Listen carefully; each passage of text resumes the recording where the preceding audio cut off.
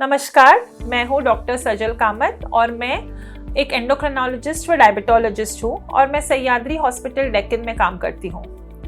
तो आज हम बात करेंगे पीसीओडी या पॉलीसिस्टिक ओवेरियन डिजीज या पॉलीसिस्टिक ओवेरियन सिंड्रोम के ट्रीटमेंट के बारे में या इसका इलाज कैसे होता है।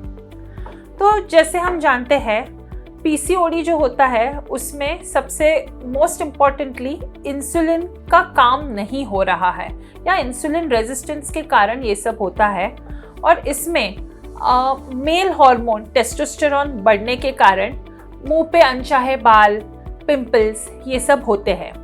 तो इसको हम कैसे ट्रीट कर सकते हैं? तो इसका सबसे महत्वपूर्ण ट्रीटमेंट जो है वो है डाइट व एक्सरसाइज। डाइट और एक्सरसाइज पीसीओडी के ट्रीटमेंट का बहुत ही महत्वपूर्ण हिस्सा है।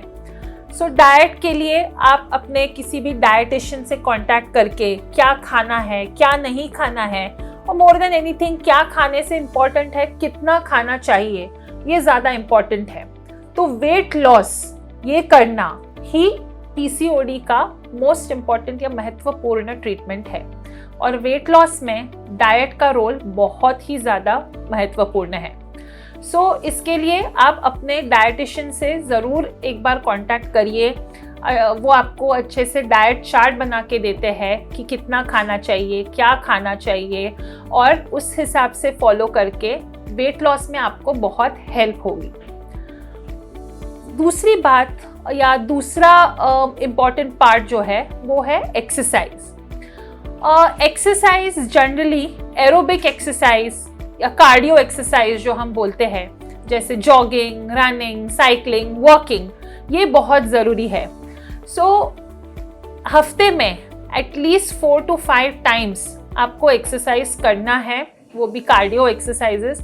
और इसके अलावा रेजिस्टेंट ट्रेनिंग या वेट ट्रेनिंग जो आप करते हैं वो हफ्ते में 2 से 3 बार आप कर सकते हैं।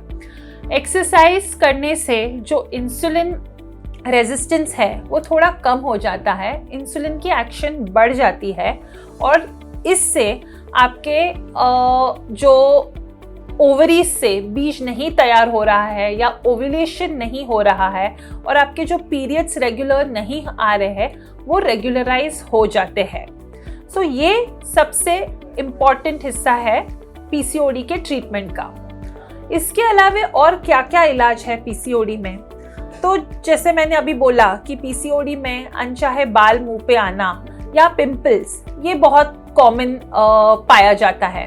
तो हमारे पास इसके अलावा टेस्टोस्टेरोन कम करने के लिए मेडिसिन आते हैं, जैसे कि फिनास्टेराइड नाम का मेडिसिन आता है जिसके वजह से टेस्टोस्टेरोन के एक्टिविटी को ये कम कर देता है या टेस्टोस्टेरोन का जो एक्टिव फॉर्म है उसको ये कम कर देता है और इससे मुंह पे जो बाल होते हैं या पिंपल्स होते हैं वो कम हो जाते हैं। एल्डैक्टोन या स्पाइरोनोलैक्टोन ये कई नाम से मेडिसिन आते हैं जो टेस्टोस्टेरोन के रोल को कम कर देते हैं। तीसरी चीज़ जो हम करते हैं पीसीओडी में, पीसीओडी के इलाज के लिए, वो है पीरियड रेगुलराइज करना। तो आपने सुना होगा बहुत लोगों को महीनों पीरियड्स नहीं आते हैं और इन लोगों को पीरियड्स रेगुलराइज करने के लिए हम ओरल कॉन्ट्रासेप्टिव पिल्स पे डालते हैं या इसको हम ओसीपीज बोलते हैं। सो इससे क्या होता है, हम ये साइक्लिकली देते हैं, हर महीना या हर महीने इसको मंथली बेसिस पे महीने में 21 डेज दिया जाता है। इसको देने के बाद ब्लीडिंग हो जाता है या पीरियड्स आ जाते हैं and then we repeat the cycle. तो ये ऐसे साइक्लिकल हार्मोन थेरेपी भी दी जाती है पीसीओडी के लिए। पीसीओडी को करेक्ट टाइम पे रिकॉग्नाइज करना और इसको ट्रीट करना ज़रूरी है क्योंकि कभी कभी पीसीओडी में आगे जाके फर्टिलिटी में या बच्चा पैदा करने में प्रॉब्लम आ सकता है।